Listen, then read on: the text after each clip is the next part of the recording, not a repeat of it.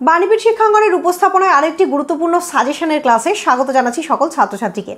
আজকের ক্লাসটা মূলত তাদের জন্য প্রযোজ্য যারা ক্যালকাটা ইউনিভার্সিটির মেন ক্যাম্পাস অথবা ক্যালকাটা ইউনিভার্সিটি অ্যাফিলিয়েটেড কোনো কলেজে বাংলা নিয়ে মাস্টার্স করছো এবং তোমাদের সেকেন্ড সেমিস্টারের পরীক্ষা একদম কাছে এসে গেছে। তো আজকে তোমাদেরকে সেকেন্ড সেমিস্টারের CC10 থেকে কিছু গুরুত্বপূর্ণ সাজেশন দেব। CC10 পেপারটা মূলত রবীন্দ্র সাহিত্যের পেপার। এখানে যা যা টপিক রয়েছে সব কিছুই রবীন্দ্রনাথ ঠাকুরের লেখা।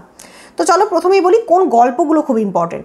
গল্পের মধ্যে বিশেষভাবে ইম্পর্টেন্ট হচ্ছে মণিহারা, নষ্টনীড়, অনধিকার প্রবেশ, স্ত্রীর পত্র এবং শেষ কথা। তার মধ্যে আমার চ্যানেলে অলরেডি মণিহারা এবং নষ্টনীড় সংক্রান্ত গুরুত্বপূর্ণ ভিডিওস আলোচনার টপিক কিন্তু আপলোড করা আছে। যারা মণিহারা এবং নষ্টনীড়ের সেই আলোচনাটা দেখতে চাইছো তারা অবশ্যই ডেসক্রিপশন বক্সে গিয়ে লিঙ্কে ক্লিক করে দেখে নাও। নেক্সট চলে যাব রক্তকরবী প্রসঙ্গে। রক্তকরবী রবীন্দ্রনাথ ঠাকুরের লেখা একটা ভীষণ সুন্দর রূপক সাংকেতিক নাটক। রক্তকরবীর ইম্পর্টেন্ট প্রশ্ন হলো এবছরের জন্য নামকরণের সার্থকতা, শ্রেণী বিচার বা এটা কী জাতীয় নাটক, সঙ্গীত ব্যবহারের সার্থকতা, সংলাপ ব্যবহারের সার্থকতা, প্রধান এবং অপ্রধান বিভিন্ন চরিত্র, তার মধ্যে অবশ্যই প্রধান চরিত্র রাজা এবং নন্দিনী। বিশু পাগলকেও আমরা প্রধান চরিত্রের আওতায় ফেলতে পারি। এছাড়া অপ্রধান চরিত্রের মধ্যে কিশোর, অধ্যাপক, চন্দ্রা, ফাগুলাল, সর্দার, মোড়ল, গোসাই এই চরিত্রগুলো ইম্পর্টেন্ট, অবশ্যই দেখে রাখবে। নেক্সট হচ্ছে রক্তকরবী নাটকের সময়ের ভূমিকা, খুব গুরুত্বপূর্ণ একটা কনসেপ্ট।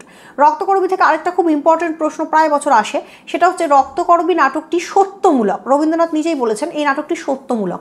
এই কথাটার বা স্টেটমেন্টটার কি গুরুত্ব আছে, বা রক্তকরবী নাটকের যে ভূমিকা অংশ, রবীন্দ্রনাথ যে ভূমিকা অংশটা লিখেছেন সেখানে যক্ষপুরী সম্পর্কে তিনি কি বলেছেন, রামায়ণের আসপেক্ট কিভাবে এনেছেন, এগুলো থেকেও কিন্তু গুরুত্বপূর্ণ প্রশ্ন আসতে পারে। প্রসঙ্গত বলে রাখি, তোমরা যারা মাস্টার্স পড়ার জন্য ভালো একজন গাইড বা টিচার খুঁজছো, আমার তরফ থেকে পার্সোনালি মাস্টার্সের ক্লাস আমি প্রোভাইড করে থাকি। বিশেষ করে কলকাতা এবং তার পার্শ্ববর্তী অঞ্চলের প্রচুর ছাত্রছাত্রী অনলাইন মোডে আমার সঙ্গে যুক্ত আছে মাস্টার্সের ক্লাস করার জন্য। তোমরা অবশ্যই সেই ক্লাসে যুক্ত হতে পারো নিচে দেওয়া নাম্বারে ফোন করে নাম লেখানোর মাধ্যমে। থার্ড সেমিস্টার এর জন্য অলরেডি নাম লেখানো শুরু হয়ে গেছে। তার মধ্যে অবশ্যই বলে রাখি, থার্ড সেমিস্টার থেকে তোমাদের একটা করে স্পেশাল পেপার পড়তে হয়, দুখানা করে পেপার থাকে স্পেশাল পেপারের। সেক্ষেত্রে যারা কথা সাহিত্য স্পেশাল নেবে ভাবছো তারাই শুধুমাত্র আমার সঙ্গে যোগাযোগ করতে পারো। তার কারণ আমি জেনারেল বা সিসি পেপারগুলোর সঙ্গে সঙ্গে কথা সাহিত্য স্পেশাল পেপারটি পড়িয়ে থাকি। তো যারা ভাবছো কথা সাহিত্য স্পেশালের জন্য গাইড লাগবে তারা অবশ্যই আমার সঙ্গে কন্ট্যাক্ট করতে পারো নিচে দেওয়া নাম্বারতে। নেক্সট হচ্ছে মডিউল 3 সাহিত্যের পথে। সাহিত্যের পথে থেকে যে প্রবন্ধগুলো তোমরা খুব গুরুত্বপূর্ণভাবে করবে এবং প্রবন্ধের বিষয়বস্তুগুলো অবশ্যই জেনে রাখবে, সেগুলো হলো ভূমিকা, বাস্তব, তথ্য ও সত্য, আধুনিক কাব্য এবং সাহিত্যের ধর্ম।